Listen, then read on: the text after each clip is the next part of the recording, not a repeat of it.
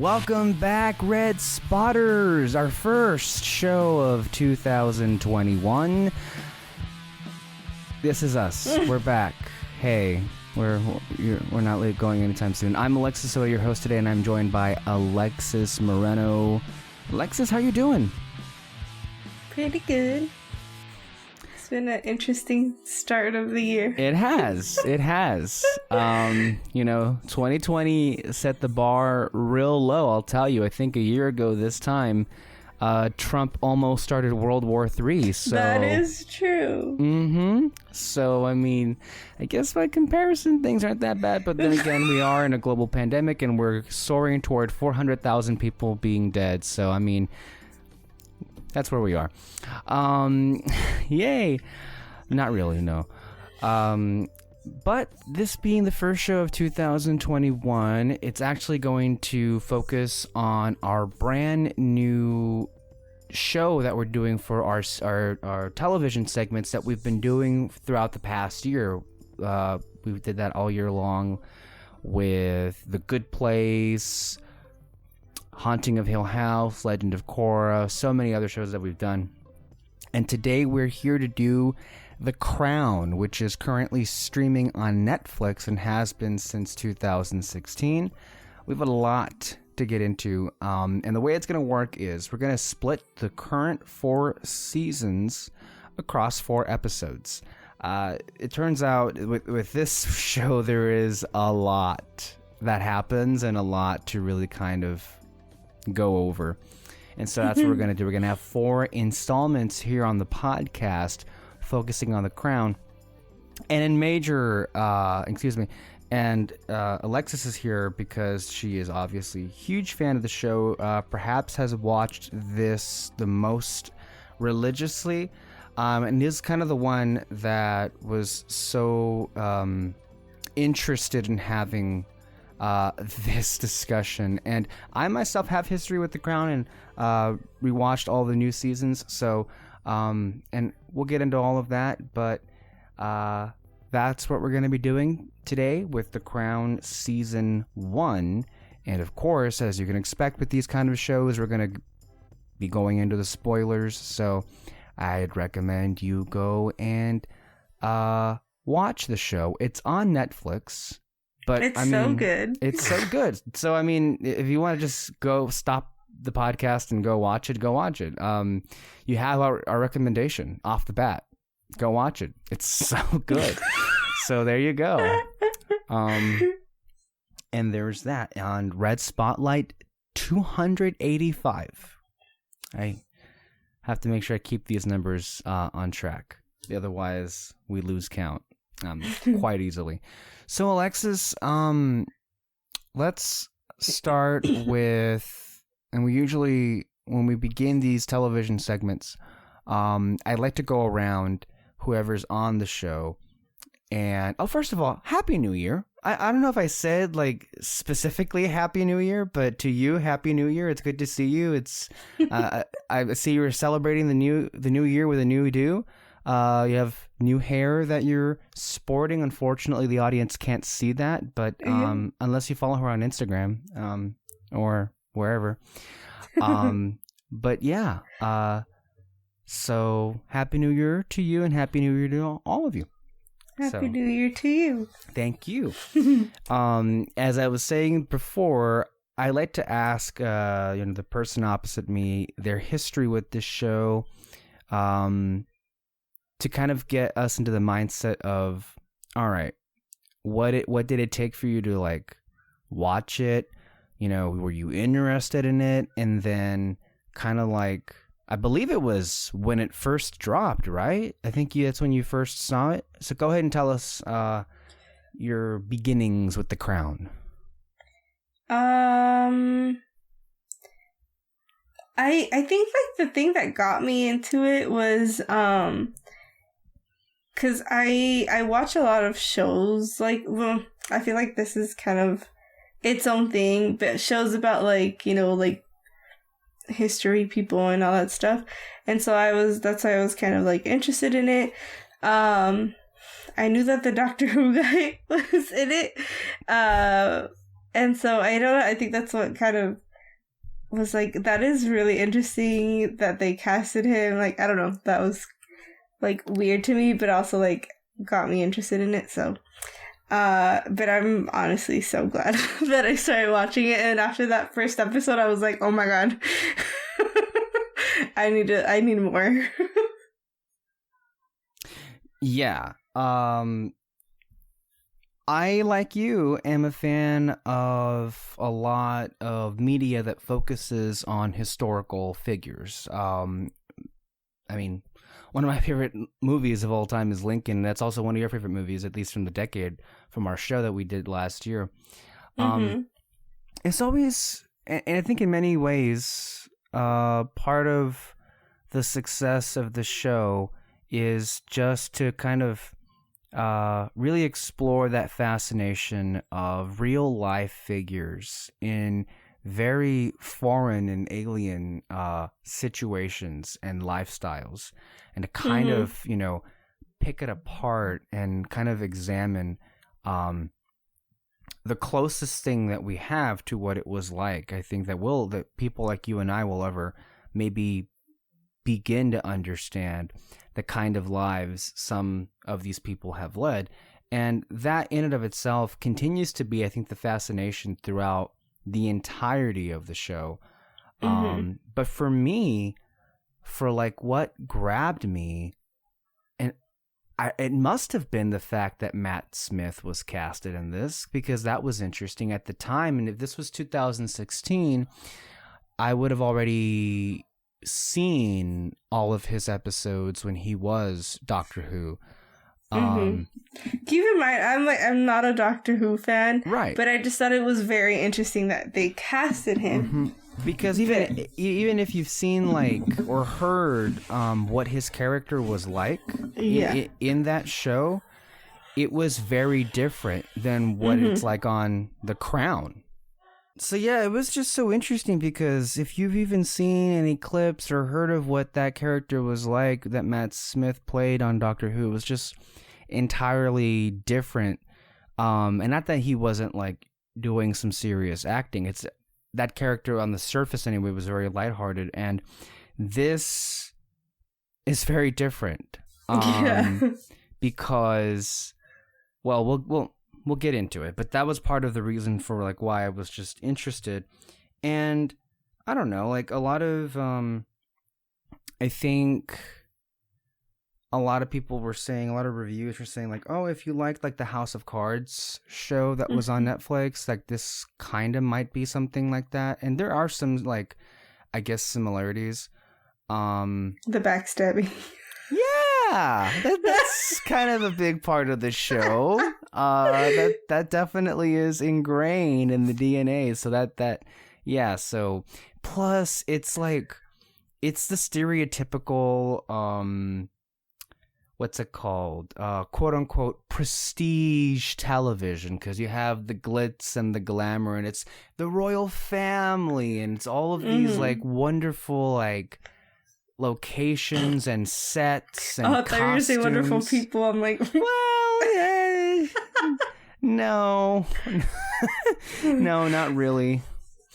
But yeah, I just wanted to see what it was about, and that's what I did. It was 10 episodes.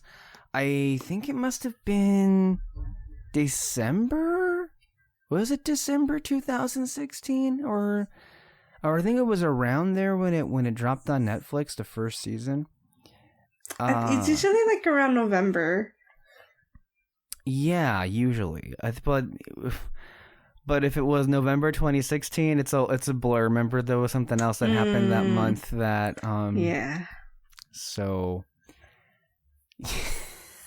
yeah, other things were happening at that time, so I don't recall if it was in that month. But yeah. we're going to get into it all. The cast, the characters, the storylines, and some of our favorite episodes of Season 1. Everything that we have to say about that season, we're going to get into it, both Alexis and I. But let me go ahead and start off with just a basic premise of Season 1, right? So, The Crown traces the life of Queen Elizabeth II from her wedding in 1947 through the present day.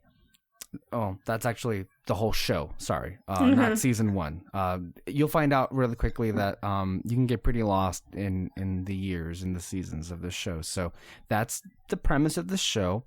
The first season, in which Claire Foy portrays the Queen in the early part of her reign, depicts events up to 1955. So the timeline that we're working with in this season is from her wedding at the very beginning in 1947 to 1955. With Winston Churchill resigning as Prime Minister. Spoilers. Although this is historical. And the Queen's sister, I know, right? And the Queen's sister, I know. We feel like it's a brilliant like telenovela, but it's actually historical and a lot of this stuff. It's like so real. It's so funny because I guess like one of the things that is very, I don't know, like whenever people watch a show, this is something that they always do, which is like you always have to have your laptop next to you as you're watching the show to fact check everything. Yeah, which like it's so true. Every time I watch it, I'm like, wait, did this actually happen? And like I start googling stuff. Some things are pretty close, some things not as close. Obviously, with a show like this, and there's some controversy about that, which we'll get into episode 4 of season 4 when that whole thing is happening. And the Queen's sister, back to the summary here. Princess Margaret deciding not to marry Peter Townsend. I took issue with this being her decision. As it says here, Princess Margaret deciding not to marry Peter Townsend. Yeah, that's a very selective way of presenting that, at least based on what we saw on the show. And we'll get to that bullshit. And there was plenty of it. So I guess like the way that I think we should do it is because I have a list here of the main cast and the characters, and I think how we can probably get into the characters along the same lines when we talk about the particular stories that they have in this season. But before we get into that, I'd like to talk about. So we've already mentioned our initial what brought us to watch the show. So in like the first episode of the first 2 episodes, can you talk about what you thought of them and what made you keep watching? Honestly, I think what made me keep watching it was Claire Foy. She is so good. I think that she just nails it every single time. And it's so funny, like how I mentioned earlier, you always have to have your laptop next to you.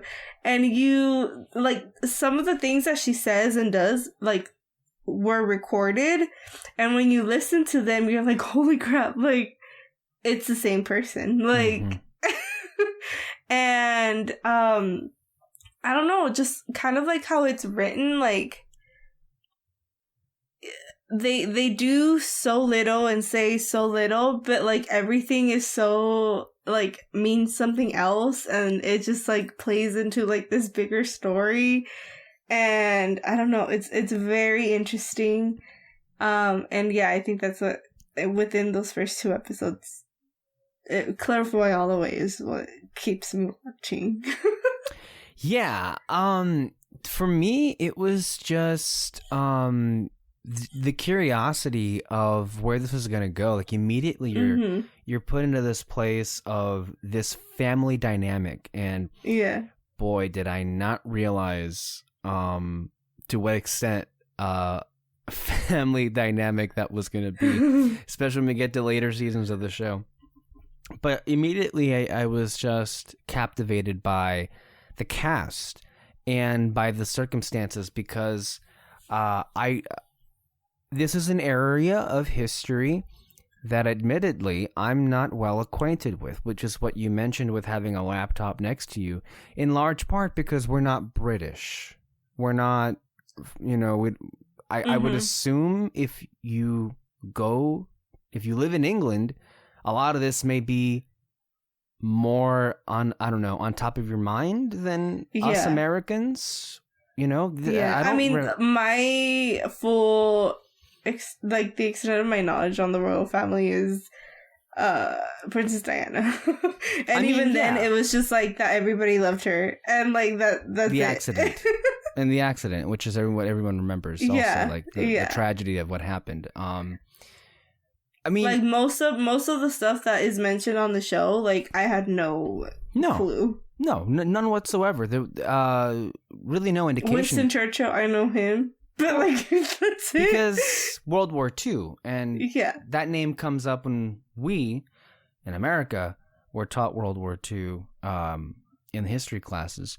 I remember, like the royal family was always something of an enigma to me, in the sense that I really didn't understand how that worked, how that monarchy system worked anymore, why it was still around, why they were, at least by the American press, were treating them as celebrities. I can remember there was a wedding at the time with William and what's her name? Kate Middleton? Kate Middleton, yeah. Yeah, there was a big wedding. Ironically, it happened. I remember like everybody was like freaking out about it. It was around 2012. Like, I don't get it. Yeah, everyone was freaking out over it, and I didn't really get it. Yeah. There was like what's all the hullabaloo about? Literally. Yeah. Same. And every single time they did anything, like when all of their sons are born, it makes headline news, and it was just I also didn't really entirely grasp what the crown as an institution really stood for. So there's so much history that I just was completely ignorant to, and so in a lot of ways this kind of became an extension of just learning more about history, because, and it may not be the way to go, primarily because it's not, entirely nonfiction. There are a lot of things, and it is, made to be entertainment, but it made it a fascinating time of history that I just never explored. Yeah. And like, it got you interested to kind of look into it more and be like, okay, like what actually happened. And I like that. I like when shows and movies and stuff do that to me, that like you learn something by watching it, And that's why I've always been a big proponent of television. I'll tell you, I feel like I've learned a lot more in my life by watching television than by reading books. But that's just me. Hey. It's also because and I think we can start getting into how the show begins. Part of the allure is it starts off as a period piece, obviously. This is an area of history, but it's also very immediately after World War II ended, right? So we're in 1947. The war ended in 1945. This is an era that, it's very interesting. I think like other forms of entertainment that I can think of with widespread appeal that maybe tackled this era was like Agent Carter. But there's not a lot on it. Like, after the war stops, at least, and as we've mentioned, with the curriculum we had, history seems to not be as interesting. And so after. Yeah. And so, but that could not be said obviously for Britain, because a lot of things really shook up. Literally. Yeah, because they were like in it. Mm-hmm. Like, not that we weren't either, but like they were in it. Yeah. And I don't know, like I think if I remember correctly, the first scene shows the king coughing up blood. Yeah. And from that moment on, you kind of are like, well, that's not a good sign, right? Because like this show is supposed to be about Queen Elizabeth. Her father, the king, is here. He's coughing up blood. I think they all show later in the episode show him like going through surgery, and it's like you're already kind of, oh no. You know where this is going almost from the beginning. And that honestly was really sad to see, because I think he's only around for the first 2 episodes. Jared Harris, playing King, what's his name? King George here. King George. That was one of the through lines in the first 2 episodes that kind of made me stick around, because I mean, I don't know if it's been mentioned. I know Claire Foy we've talked about, but the performances across the board are fantastic. Yeah. I mean, even the fucking supporting cast just like honestly nails it. And with the king, like he made me feel things, like just so incredibly sad for him. Like this is after the war, like they, held together as a country in the face of absolute evil and tyranny. And then this happens. And this happens, and it's so juxtaposed with, like, obviously it's bad enough that he doesn't want to die. Nobody wants to die. He knows it, though. I think you see it when he begins to realize it. But I think, like, what really gets him more is, what makes him more sad is just the burden that he's about to put on his daughter. Yes. Oh my God. And like it sucks because it was a burden put on him, and it's like he doesn't want to do what was done to him, but he has no choice, I guess. Especially like he wanted to keep it away from her as long as he could. Yeah, and it just wasn't that long.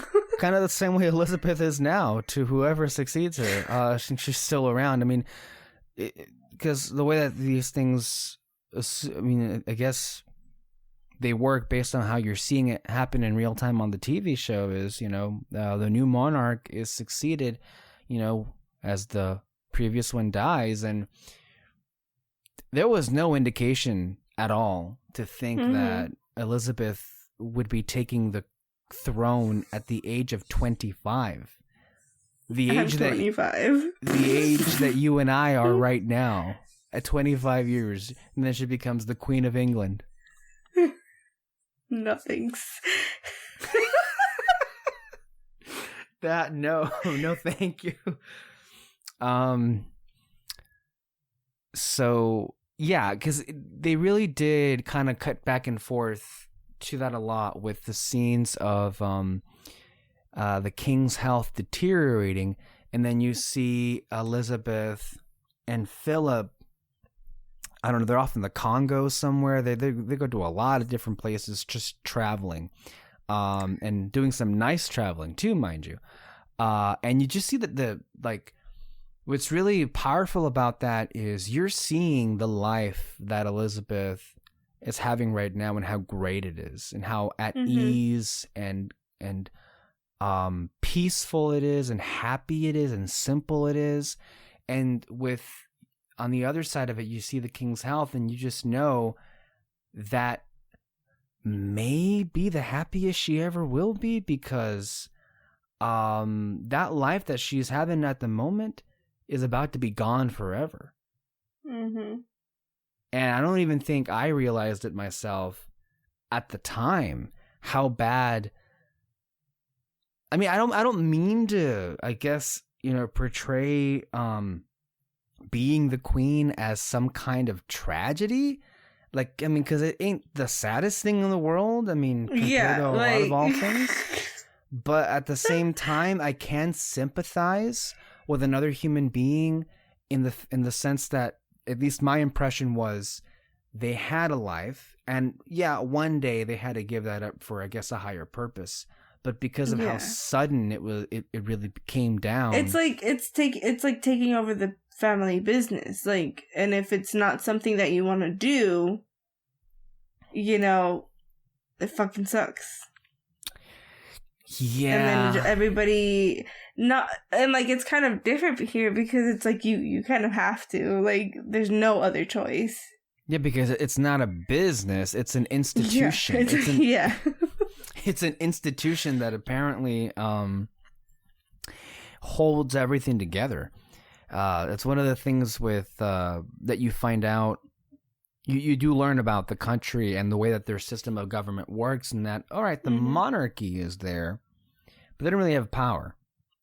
They're mainly figureheads, and they're meant to be, I guess, this symbol of what every Britishman can aspire to be, or something like that.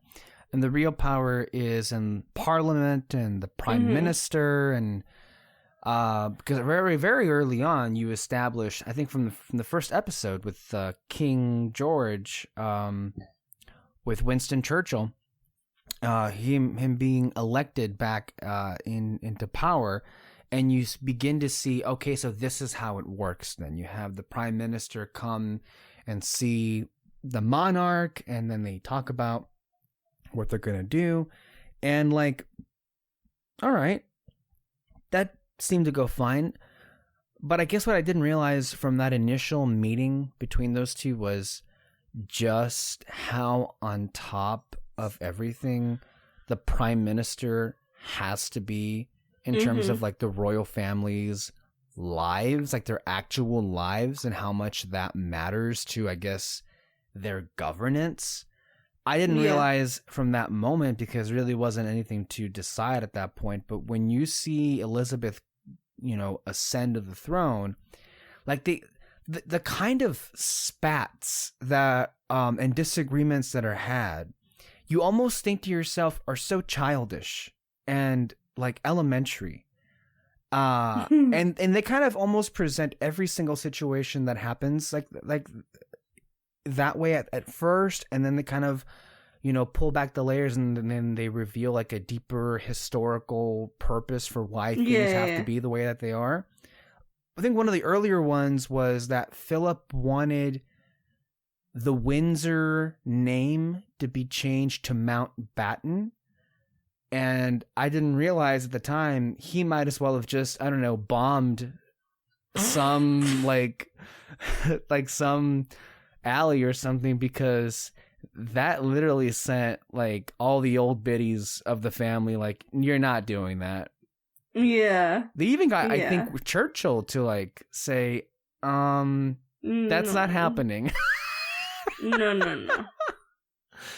So that's just an example of like how this show, like, he literally just wants like the simplest things, and they're like, disgrace. Like, shame. I know, right? It's like, and he's just kind of like, whoa, man. I know. And that's kind of like why, as hard as it can be to sympathize with Philip at times because of the actions that he does throughout the show, he did have my sympathies from the very beginning, because a lot of the issues that he had, I'm talking about like very early in season 1, were very understandable, especially for the time period. Like him having a wife that is the head of the family. I mean, it shouldn't have been an embarrassment at all, but that's the way they thought at that time. And so that was already beginning to wedge between them. And like they just got married too. Like they were at the beginning of their lives. Like, again, we shouldn't like downplay just how unexpected all of this was, and how much that immediately plays into, I don't know what the word would be, in just like the confusion, just the disorientation of taking this on. And literally it came like everything he wanted to do, they kept telling him no. I think they even had a conniption fit over. I think the first thing is he wanted to stay at their house that they had spent like all summer renovating. It's like, that ain't happening. They wanted to change the name. That didn't happen. They even had an issue with him taking flying lessons. Yeah, that was the one, that was kind of the big, and then he couldn't, because he was in the Navy, right? Mm-hmm. Or I think it was the Navy, yes. He couldn't be part of that anymore, I believe. Yeah. Which, that was like his whole life at the time. That was his career. Yeah. Yeah. He couldn't have that anymore. And he was basically like, what the hell do I have? Like, what do I do? And they're basically like, you just sit there and look pretty. Yeah, and there are some similarities as we're going through with Philip. Like, well, you said, like, well, what do I have? Right? Now that all this happens. The same can be said for Princess Margaret, and unfortunately for her, as the seasons go by, she fares a lot worse than him. Oh yeah, her life is like, I hate saying that like these people lived a bad life because they're beyond privileged, you know? It's with so much privilege, but it is like, we shouldn't take away the fact that they did hurt and they are people, and like, you know, in their own way, they did suffer a lot, and it was the type of suffering that they couldn't be said because people will spit in their face and be like, get over it. Like, they don't have the ability to come out and be like, hey, like, this is bothering me, because that's not how it works.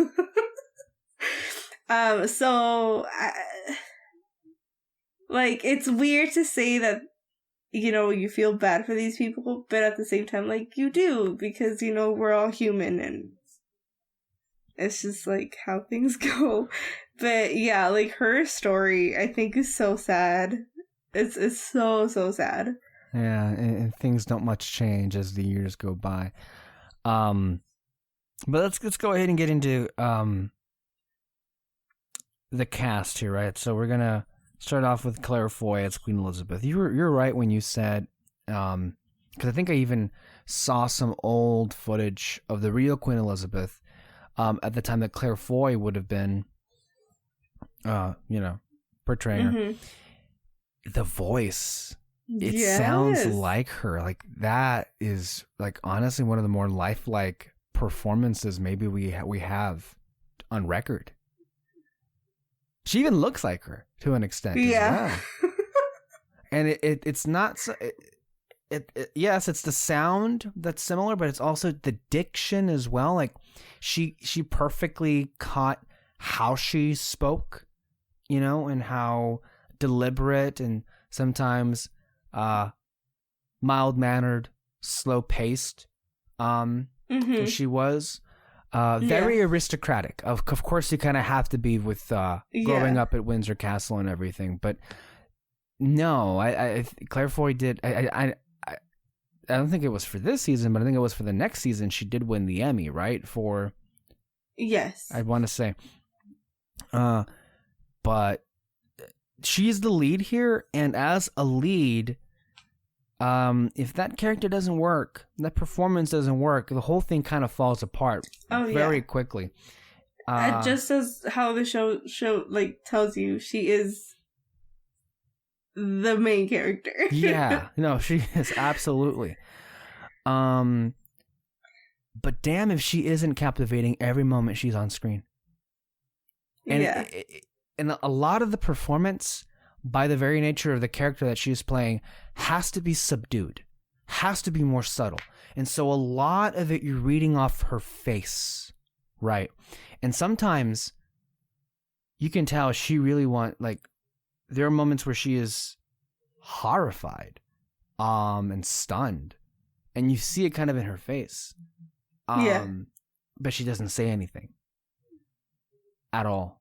And that may be, and at times, personally, that's very frustrating as someone who's very privileged in that I say what the fuck I want in any moment. And for this, the Queen of England, she doesn't have anywhere near that luxury that I do in my life. I mean, or in your life, Alexis. Like, everything that she thinks and says and does, she learns early on, it has to be to protect the institution she represents.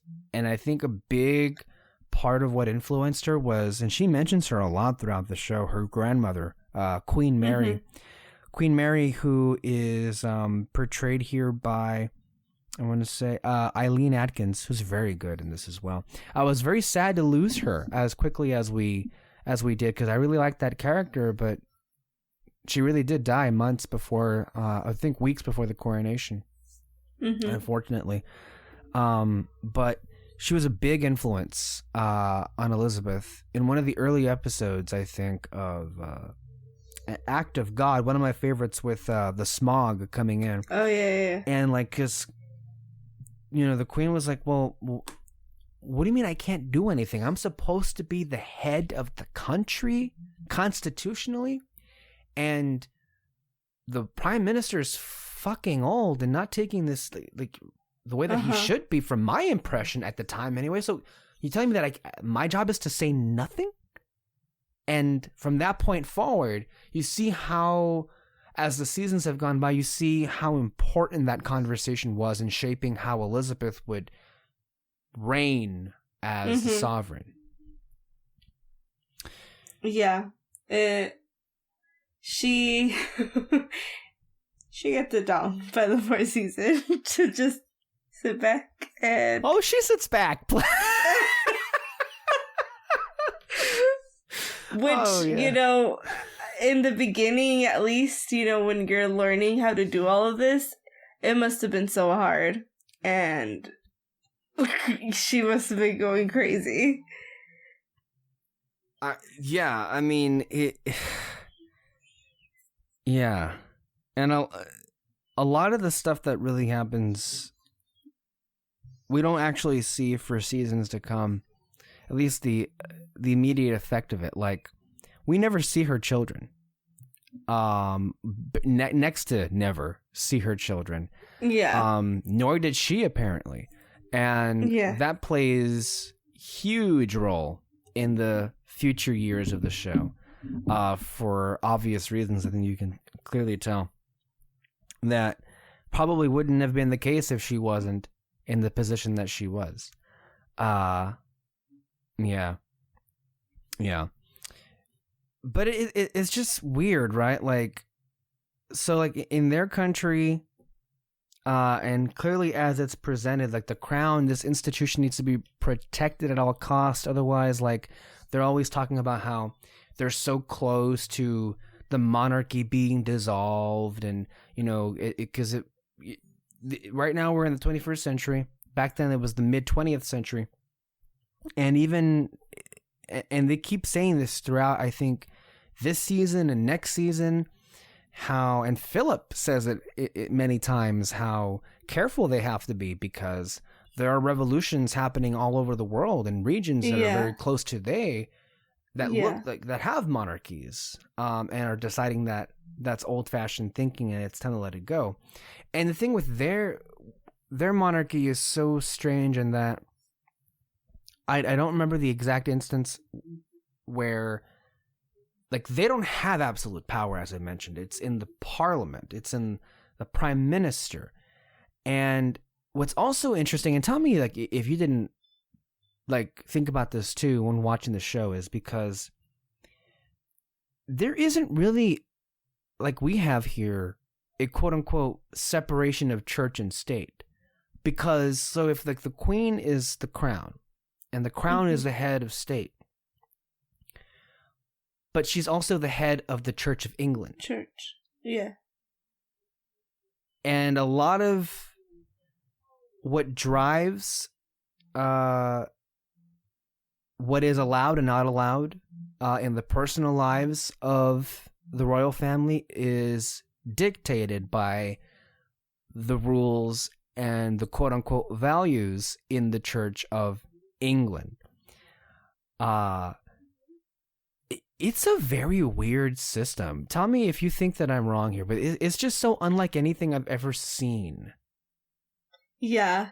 No, I think about that a lot too, because like she mentions it a lot, you know, and it plays in a lot with when they talk about divorce, which is a big issue in the family, has been for many years.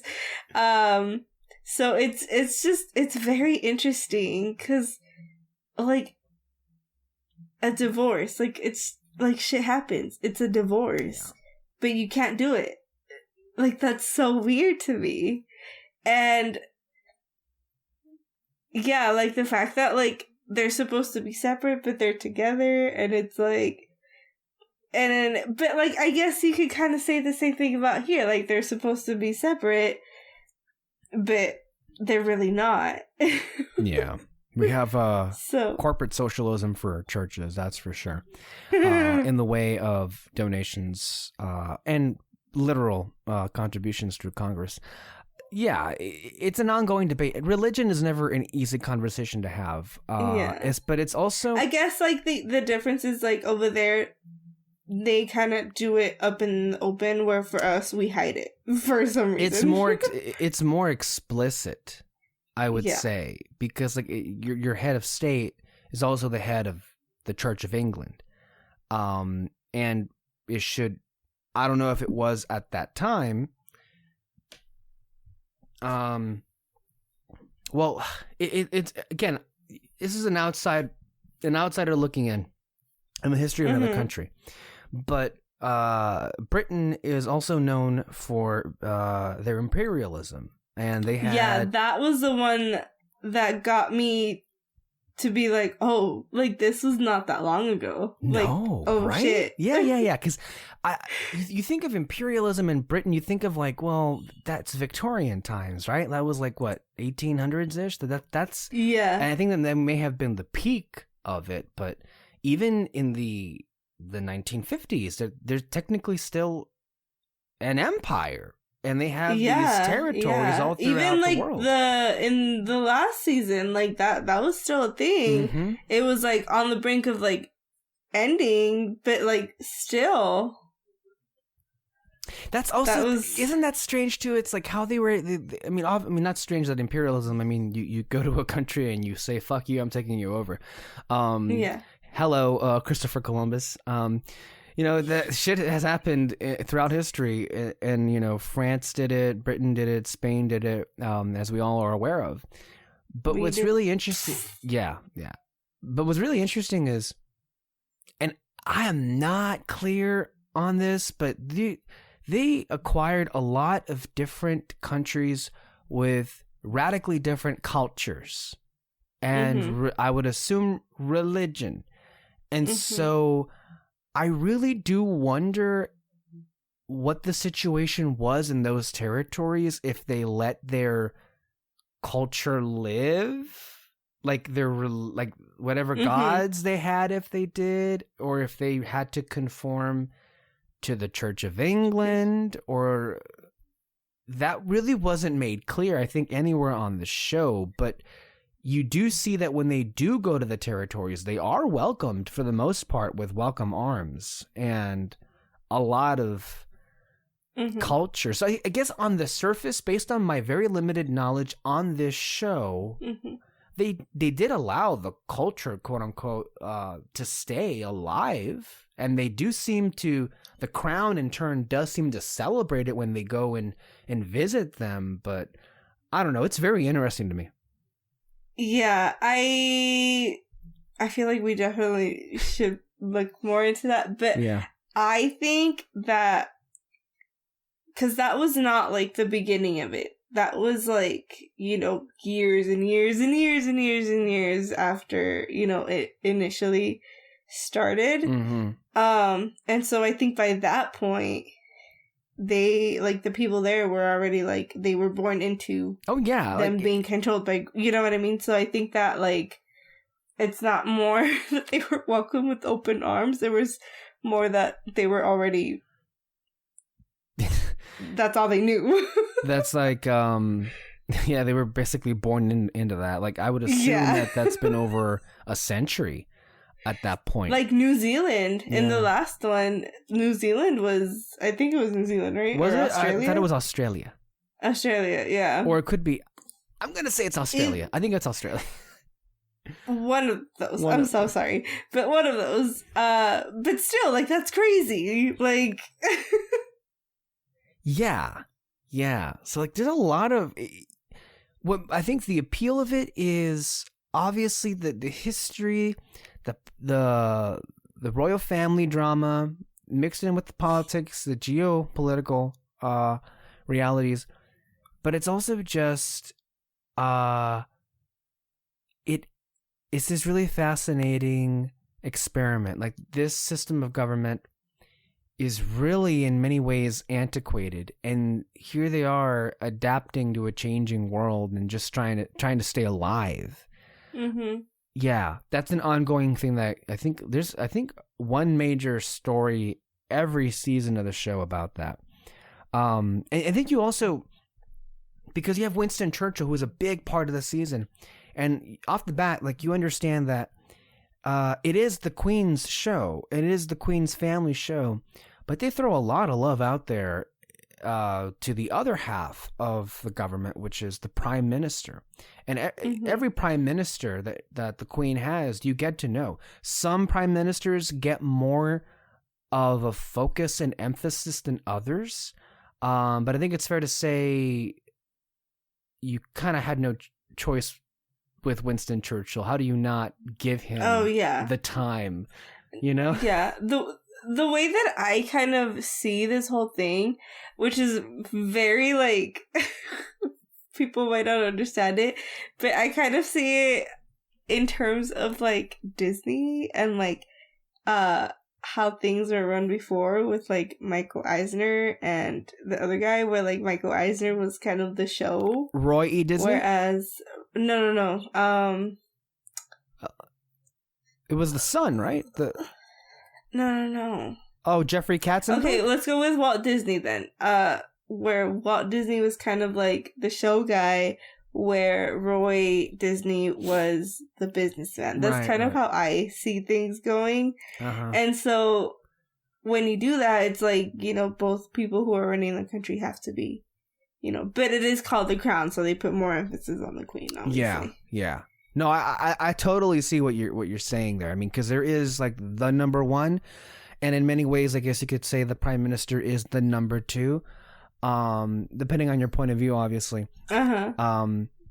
But I was really excited to see Winston Churchill, because he's always been a figure that has fascinated me for as little that we're taught of him, you know, in our history.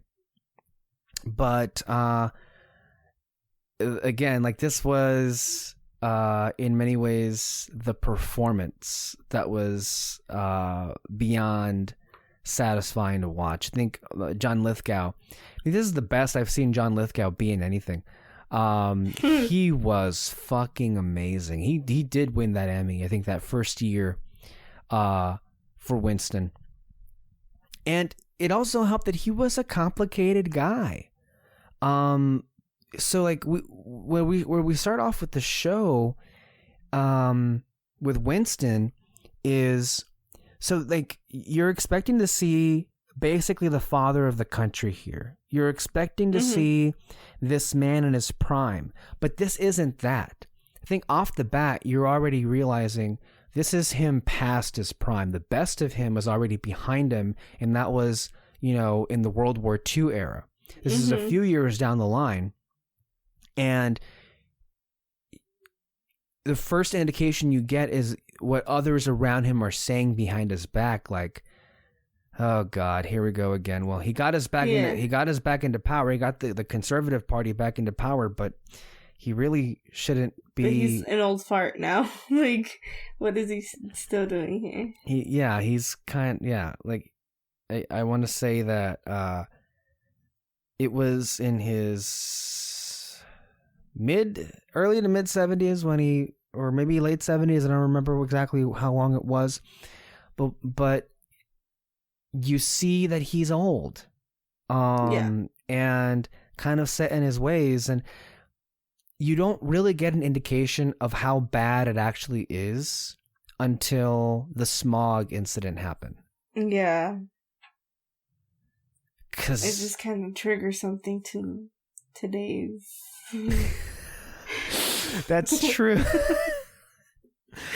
Yeah, God. I know, but that was, I think, a great example of what we've just been talking about, right? Because like that episode was mainly about him, and then also her reacting to him, not really reacting to the situation.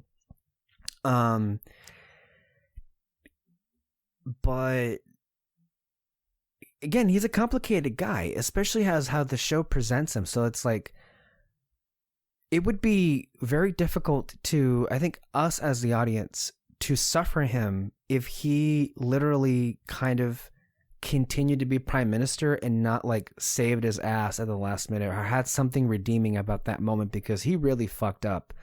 With like literally not taking that seriously.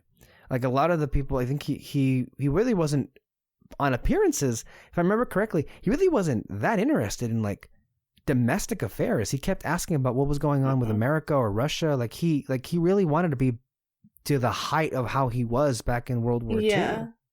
Yeah. But it's like, no.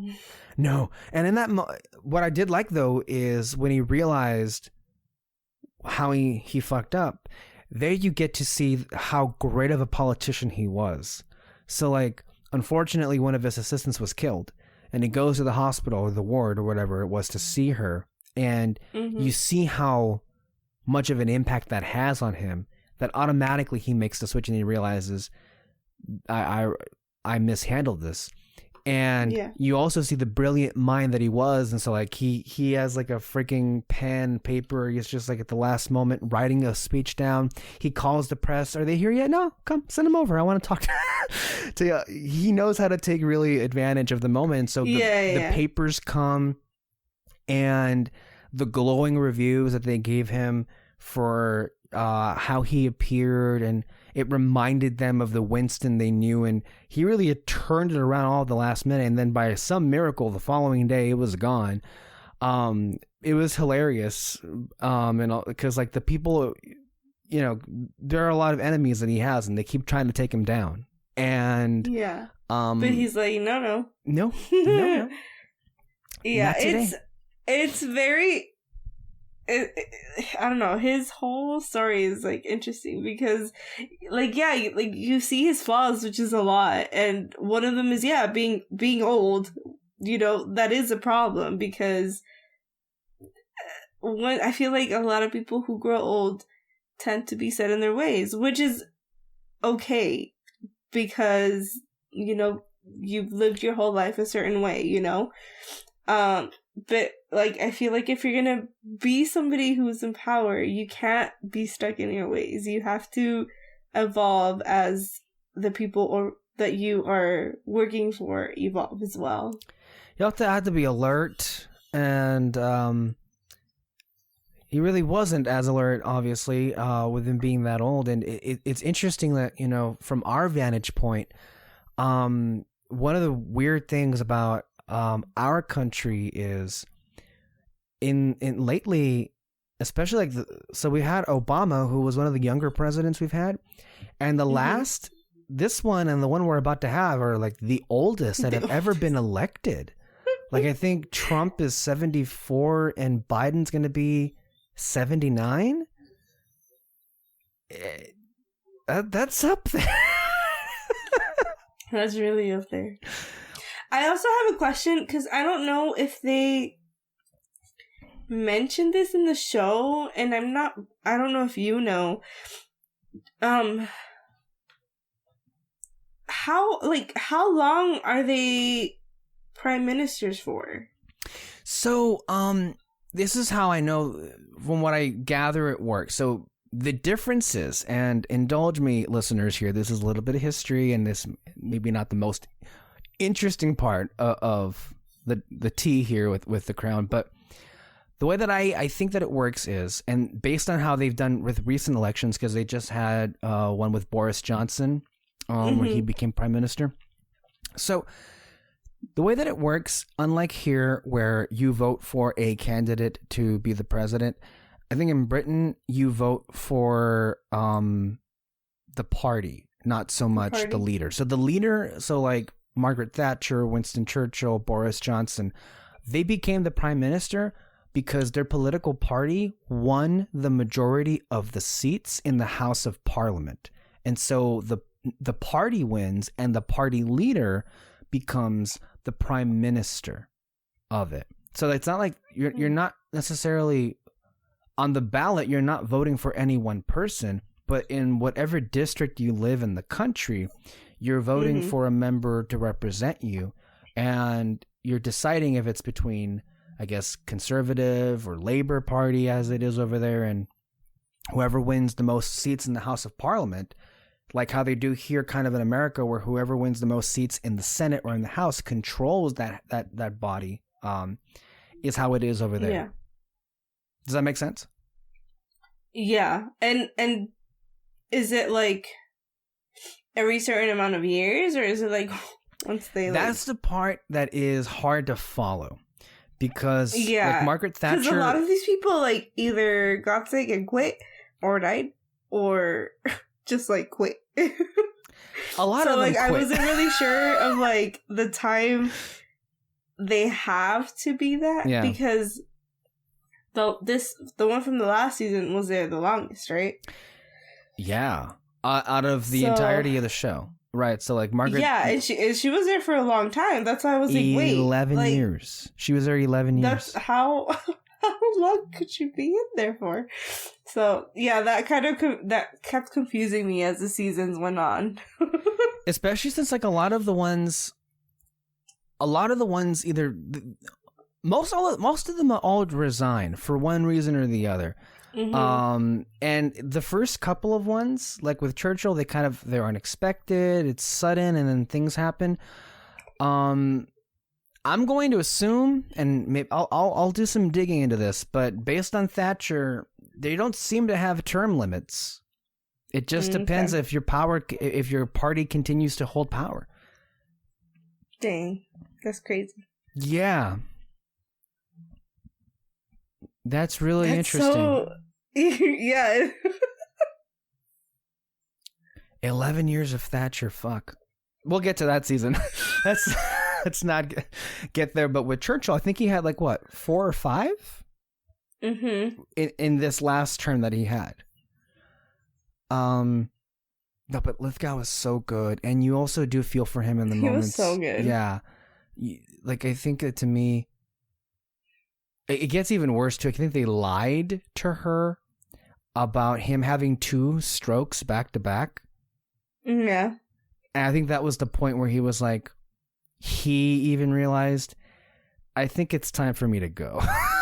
Yeah. Like after the second stroke, like maybe I gotta go here. Maybe I should dip. Yeah, but it really did. I think the last episode he was in this season, like with the portrait that he had commissioned, and just getting to go a little behind who he was as a person. Didn't the person that went after him? Because in the in the show, but obviously, like I. Pretty sure this is something that happens in real life, but the prime minister and the queen have like, I think it's like weekly or something, where they meet each other and like talk about what's going on and stuff like that. The first time that she met with the prime minister after Churchill, didn't she say like you have big shoes to fill type of thing? Yeah. That's imagine like. Going after him, which I mean, with that's you're referencing, give me Jeremy Northam here, who plays Anthony Eden, who is the number 2 in the cabinet. It seems like, or at least in Downton Abbey, as they call it. And throughout the season, you know, like a lot of the people that want Winston gone want Anthony to succeed him.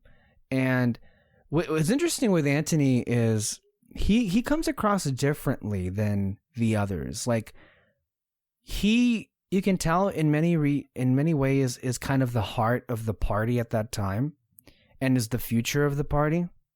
And he very well easily could push Winston out of the way. But he really doesn't. And that's what I found really fascinating, is that he seems to, on the surface of it, value the relationship he had with Winston, because, I mean, he could have been prime minister a lot sooner, and put up with a lot less shit. Clearly. And then he ends up taking over at the end of season 1, but that didn't seem to fare much better, because you begin to see a deterioration in his health, and it's like, well, fuck, man. Yeah. It's just like one after the other with these people. And the conclusion of that we'll get in season 2 when we talk about that. But yeah, but I really did enjoy the relationship between Elizabeth and Winston, and you can tell how much he meant to her when she went to Downton Abbey to dine with them, and you know, to bid him a farewell and everything. Yeah. So I mean, that was like her right-hand man, basically. And when she first started, like, that was who she leaned on. Because she... Not that she didn't have any clue with what she was doing, but she kind of did. Yeah. Let's get back to Matt Smith a little bit here. So tell me I'm really curious to hear this. How did your thoughts of him as a person or character change as the season went on?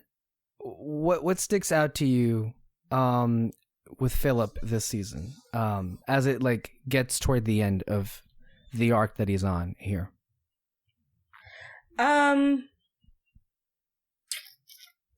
It's interesting, because when we talk about him, obviously, like, his main story throughout this whole thing is that he wants to have a say in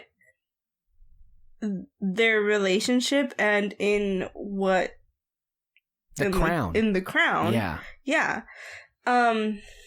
He had some wins, like he was able to televise the coronation.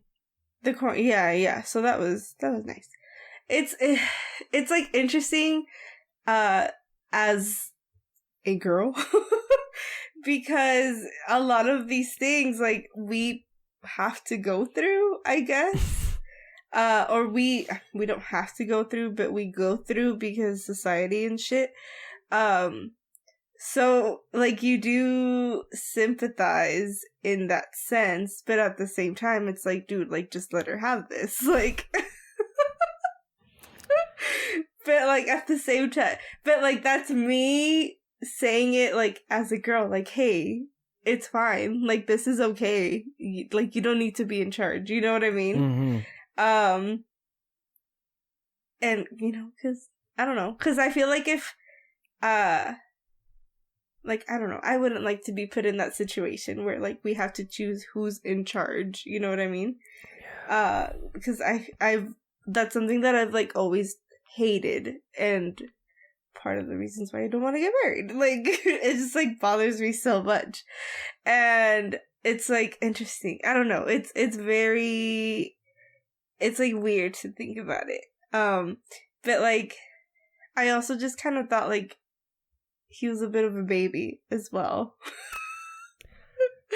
Like, dude, you married into, like, you chose to be here.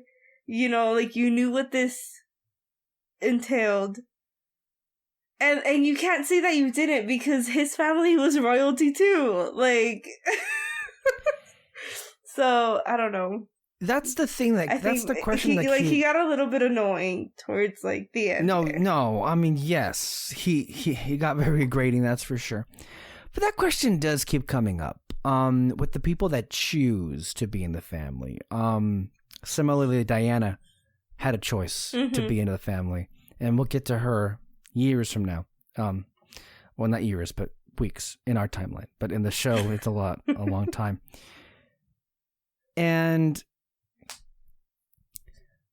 yeah, like I think I read somewhere. Let me say, at least for me anyway. Off the beginning in the first 2 episodes, which I love the first 2 episodes because they really throw you in, and like I'm already on board and want to see how this story continues.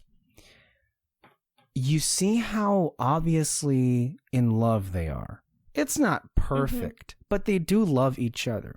And as the season goes by, there are a lot of cracks and fractures and things that happen, right? And then at some point, Porchy, her friend, is introduced, and that questions some. I guess it's meant to question like whether or not he was her first love or something like that. But I guess, and I don't know if I read this somewhere, but one criticism that was levied against the season was that the show starts off with their wedding, and we never got to see the beginnings of their relationship. Yeah. Which is honestly fair, because I would have loved to have seen that. Yeah. I really... Because it's also, like... Yes, because of how they are and like their relationship and how their relationship grew, but also because his family dynamic was very interesting as well. Which they do explore in next season. Yeah, you do, but I would have loved to see how it plays or ties into like Elizabeth, you know what I mean? So yeah, I think that they should have done at least earlier, but whatever. Yeah. Yeah, and I think that might have helped informed their relationship, because sometimes you do wonder, how did you two get together in the first place? Yeah. Especially like when all of the arguments happen, and there is this sequence toward the end of the season where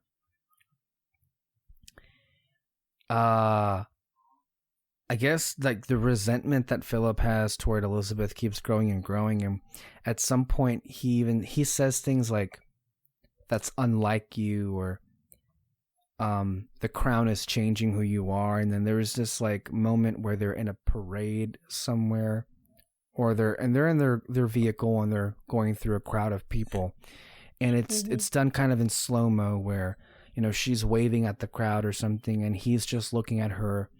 Like he hates her. Yeah. So like, and that's how the season kind of comes to an end, with a very unsettled point in the relationship. It very much is an arc that doesn't conclude until the next season. But I remember when the season ended, I was like, wait, we're really not gonna... Okay, so I guess this goes on. And I not knowing, of course, the history of this, like it seemed to me that I thought that, well, I know they're together now, so I don't know. I was expecting a lot of drama, and it came. It came, but yeah, like you leave the season just unsure, even though you know what's real in our world, how the relationship survives. Yeah.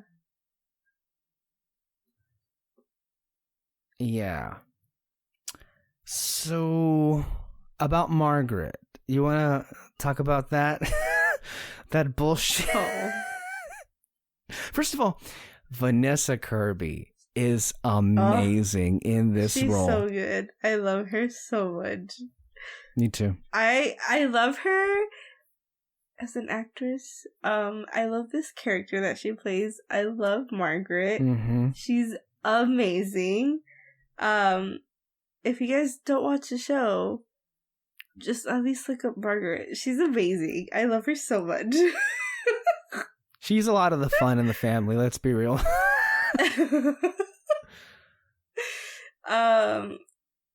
And also just like all the bull crap that she has to go through, and it's just like she needs more love.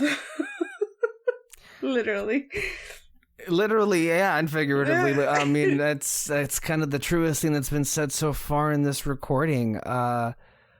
Margaret is also a complicated person, because on the surface she's just very unlike her sister. She's more inviting. She's warm, she's fun, she's modern, as they say. Mm-hmm. And I think immediately, and it ended up coming to pass, what scared me about her is, oh, you poor thing, you were born too early for this family.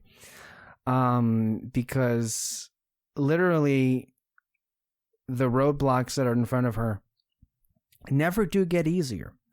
And for, her first season storyline, it was a major one.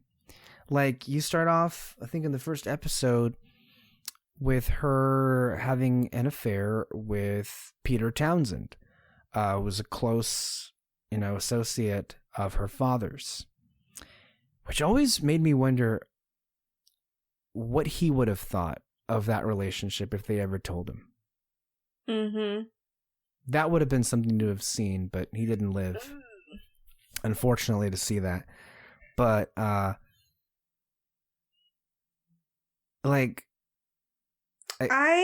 think, so supposedly, as the story goes, people think that the dad obviously he cared for both his daughters, no question, but he leaned more towards Margaret. Well, you're hitting a couple of conversations that come up later about, I think they did a whole episode about this, favorites. I think so.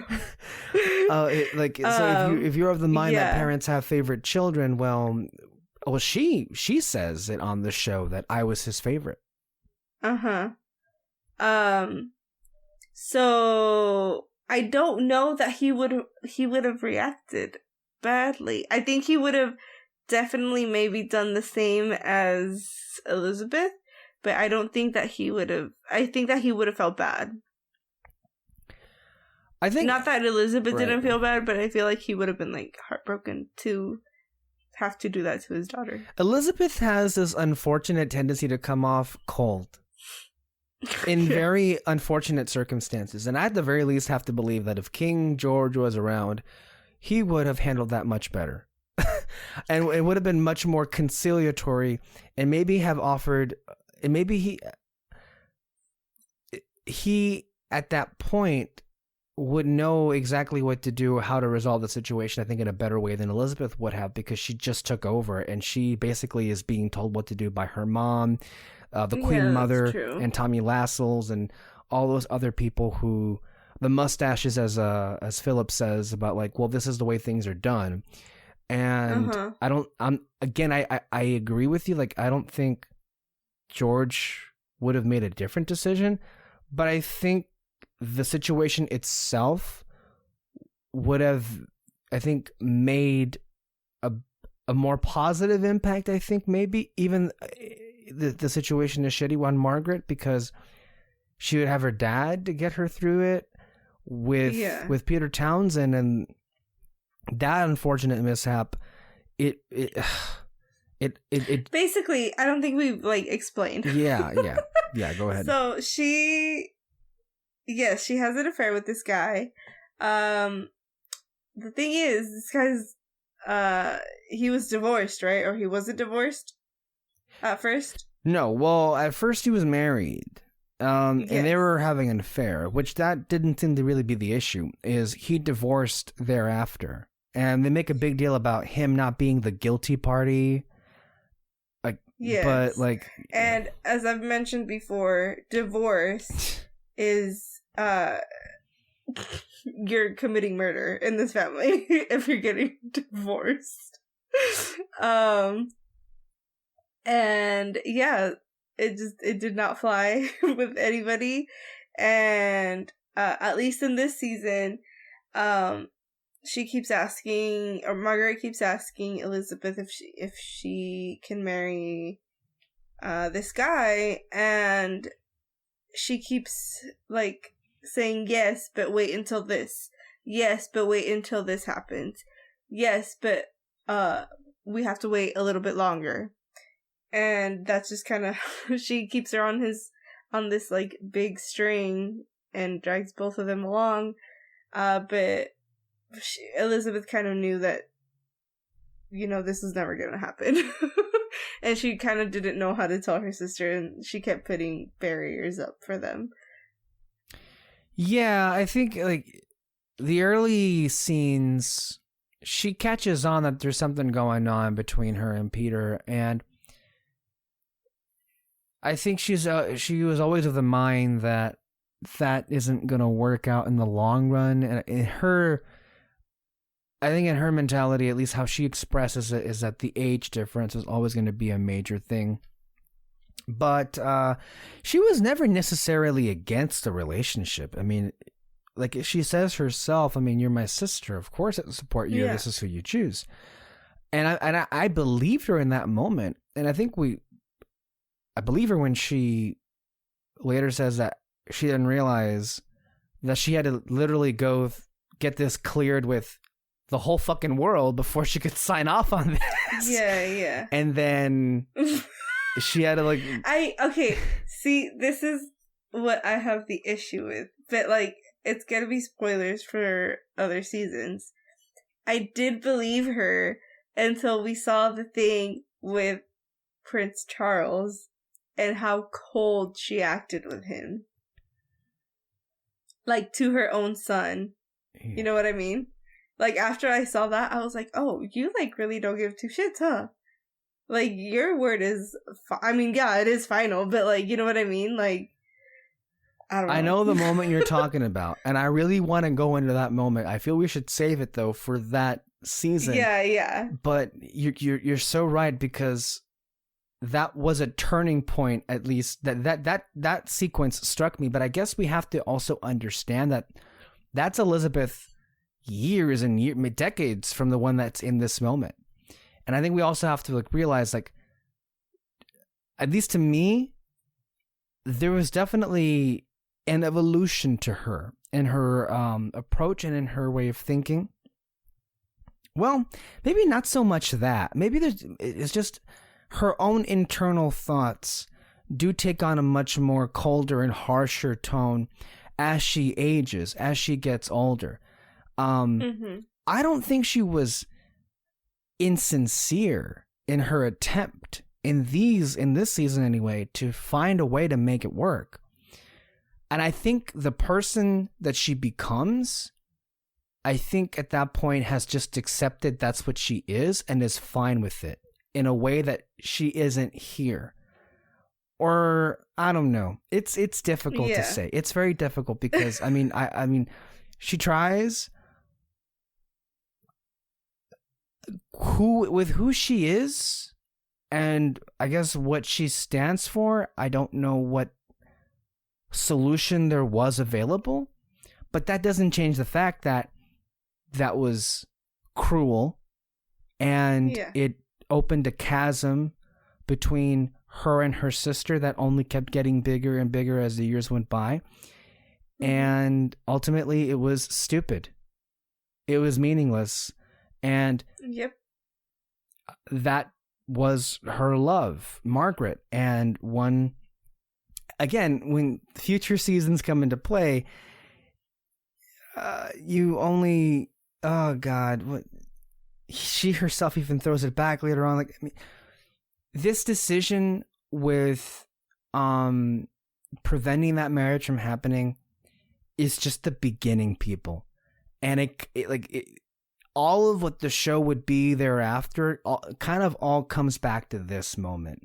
Like, this was the really moment things really went off the rails in terms of it's like, the royals, I guess they act to each other that they're a loving family, but they do horrible, vicious things to each other.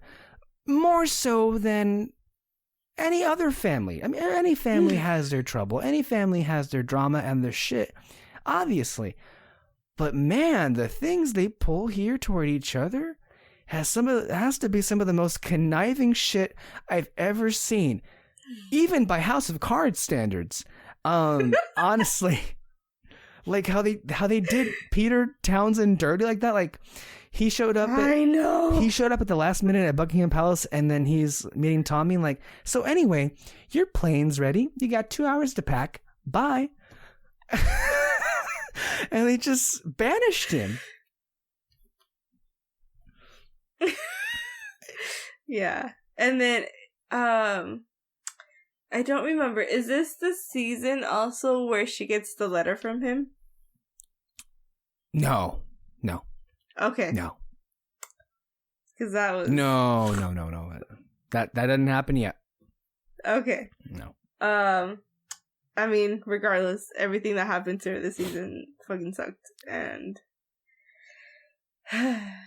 like I'm not saying that like Elizabeth didn't feel bad. Like she did. Mm-hmm. 'Cause like it's her sister, But I don't know. It just also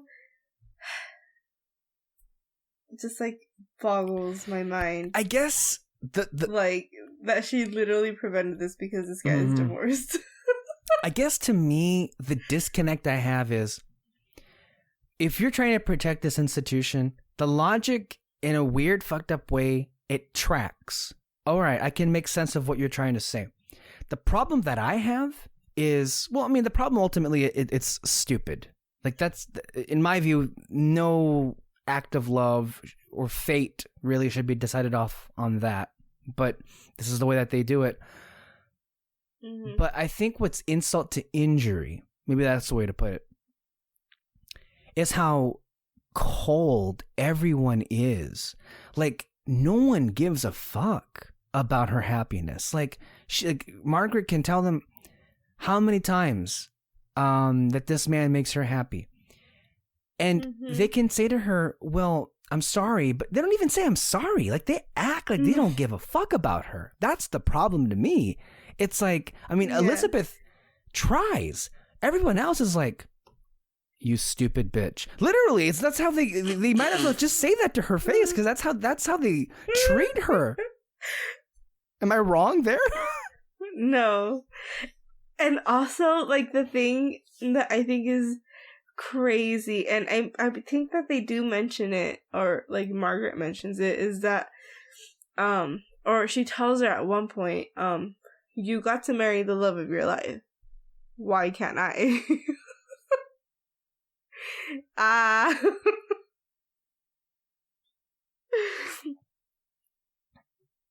And the answer to that question is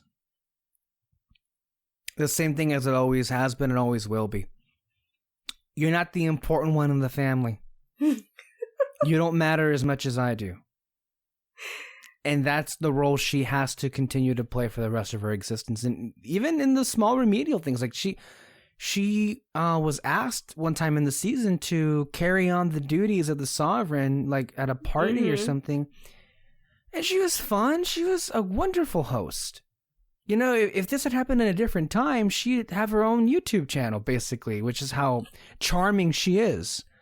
But God, what stick of the muds they must be like, oh my God, she made a joke about this person? We need to tattle on her to the queen and make sure this doesn't happen again. Like, oh God, like, I hate institutions that suffocate individuality at all costs. And at the same time, though, while I disagree vehemently, Queen Mary makes a very compelling case with her son Edward, the king that abdicated, the Duke of Windsor, which we should mention him at some point as well. Next season. Yeah. Him in his individuality in the way that she's making the case, almost destroy the crown. Fine, you're right there. But this, and again, this comes from the mindset as someone who lives in the early 21st century. Who is, by my own estimation, a very liberal-minded person. The fact that he, as unlikable and as complicated as that man was, King Edward, what can you say? He had you could say he was interesting, right? But the fact that he had to give up the crown just so that he can be with the one that he loves. And this is a theme that keeps coming up again and again and again throughout the seasons of this show. And not even like at the show, like now, like after watching the show, even today with Prince Harry, like it's still happening. It's still happening, and he made some pretty bold moves that that Margaret, in all honesty, should have, for the sake of her sanity and happiness, but never really did. And again, we can get into this much more in later seasons, but just looking back on it, I often feel like, as an outsider looking in, you almost think that Harry was watching The Crown and maybe thinking of himself comparing to Margaret and like, to Margaret, maybe I should bail.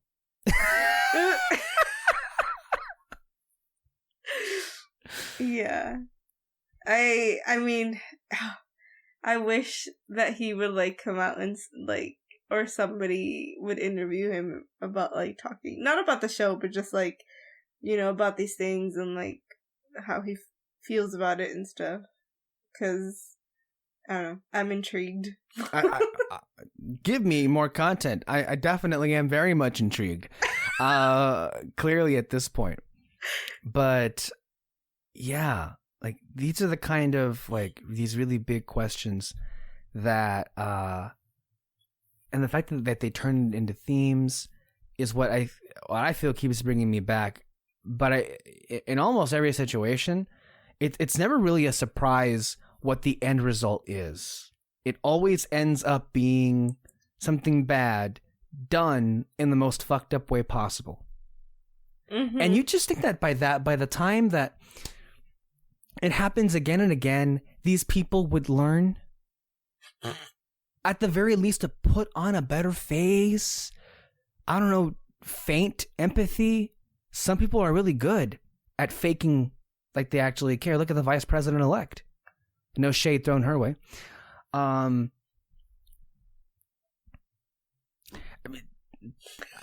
it ain't that hard to fake it, but I guess I should respect these people for not even trying to care. I mean, seriously, they don't. They fucking don't.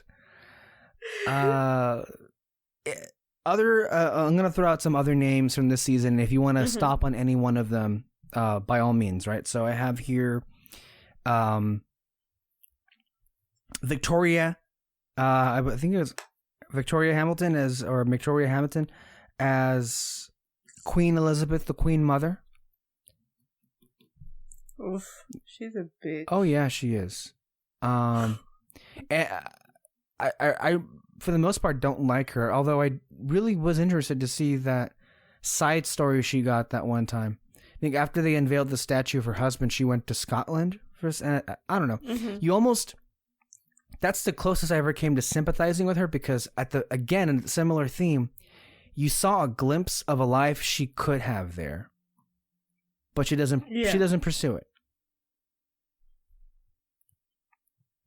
It feels like these people are the way that they are because of the damn crown, and they have the potential to be better people if they just. They're so like hypnotized by it. Yeah.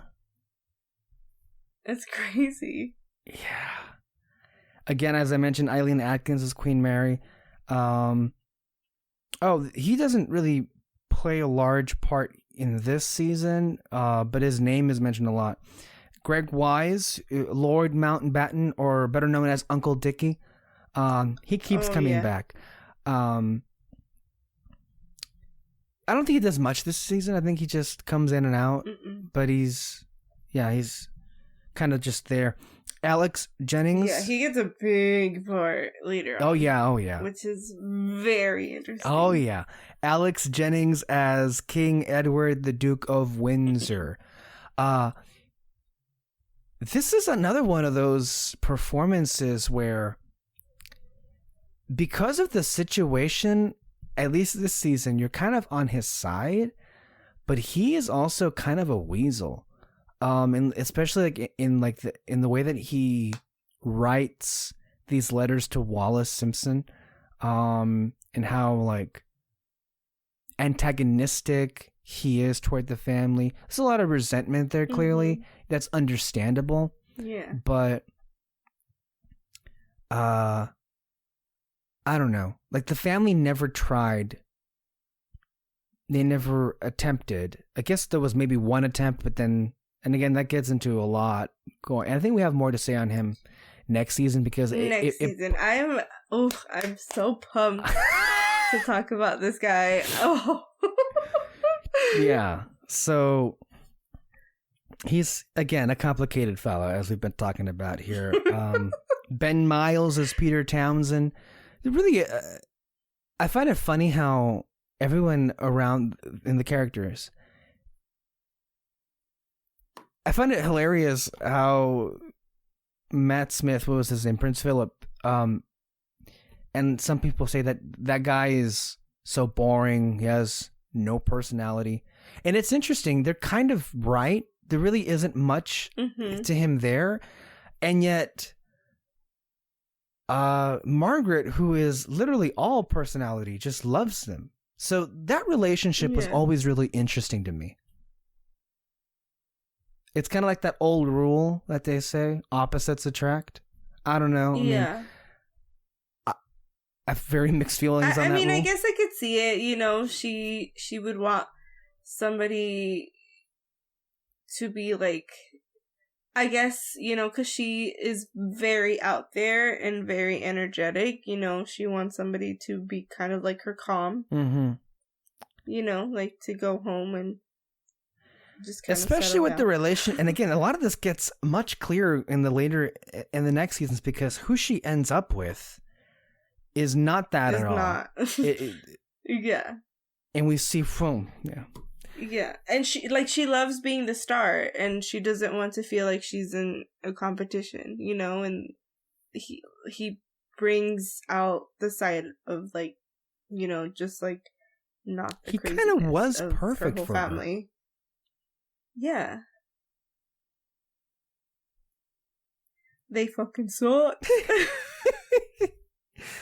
We mentioned Jeremy Northam as Anthony Eden. We see him next season as well.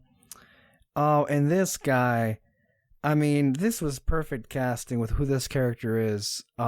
Jeremy Northam, Pip Torrens as Tommy Lascelles, who is... he's so good. He's so good. He's so good. And he's such a dick. He is such a fucking dick. Like, that I don't even think we see much of him smile. That guy is so interesting to me. Like, in a show where practically you're surrounded by the coldest,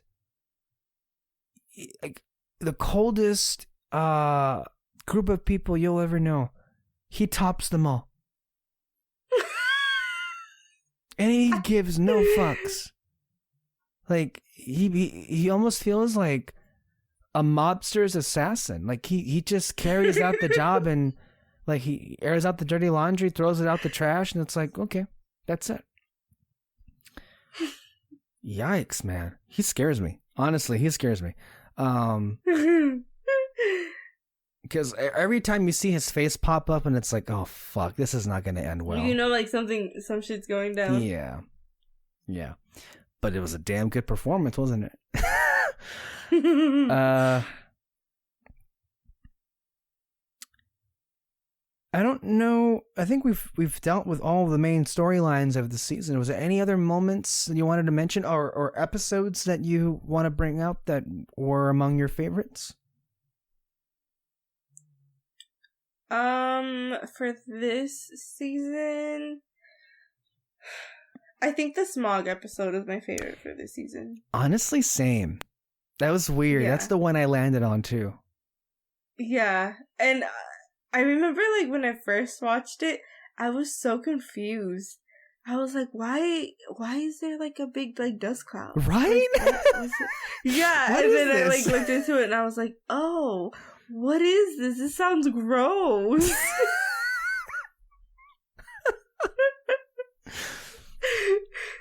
But yeah. Yo, me too. Like, I was like, wait, these things happen? Yeah. I was like, what the fuck? A lot of like their like natural disasters type of thing are so weird because they're so different from ours. And it's just like you would never think that would happen. And I think in the next season another huge thing happens. Or is it either the next season or the third season? I forgot which one. But yeah, like it's crazy. No, I think that was my favorite episode because it does a great job of featuring Churchill and the Queen. Yeah, that and the first two episodes, because they really are a big reason why I chose to follow through with the show and everything. Yeah, I think that's about it. You have anything else that we didn't mention this season? I don't think so. I think that was all the characters. So, well, interesting. I guess that's where we're gonna leave it, and then is a lot of the follow through does come in the form of season 2. Yes, I'm very excited for season 2. Yeah. Thank you, Netflix, for giving us this great show. I mean, look, part of the magic of the show is how bingeable it is, how addicting it is to, like, it grabs you off the bat, and I just find myself next episode. It's addicting, and some of the best television is like that. Great storytelling, and shout out to Peter Morgan, who is the showrunner, and of course he directed some of the episodes and wrote all of the episodes, so like a very, very hands-on showrunner, almost in the way that Mike Flanagan is with the Haunting series. So honestly, this is some of the best television you'll see. It's the acting, I mean, honestly, is like out of this world. Like, I don't think there is another television show where there are this many great performances, and the casting too is phenomenal. I feel like every time they get somebody, like, they nail it. I know. And I guess, like, we're doing the 4 seasons, but we still have 2 more at some point in the future, seasons 5 and 6. So yeah, we hope that you enjoyed us talking about The Crown, and we also would hope that this conversation would spark you to go and watch The Crown. It is on Netflix, and we'll be back, Alexis and I, to go over seasons 2, 3, and 4. And let me just tell you, this is only the beginning. The seasons seem to get juicier and juicier as they go on. We keep saying, like, things, like, we can't talk about these things because everything happens in later seasons. Yeah. But I'm ready. Yeah, it's a lot of tea that we're going to be going over. But if we're going to go ahead and close it out now, Alexis, thank you so much for joining me today. I think we had a great podcast for the first of 2021. So yay, we did it. As a reminder, You can listen to our podcasts anywhere you listen to podcasts, whether it be on Apple or Spotify, Castbox.fm, which is our home, as well as YouTube.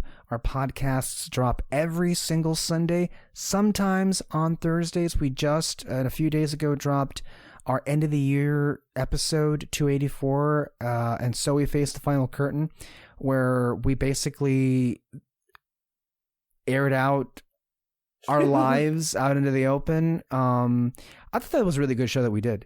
It was really nice to close out the year that way with just like, it felt like 2020 was a piñata and we were just beating the hell out of it. That's how good it felt. That show. So it was very cathartic, as they say. So I definitely recommend you go back and listen to that show.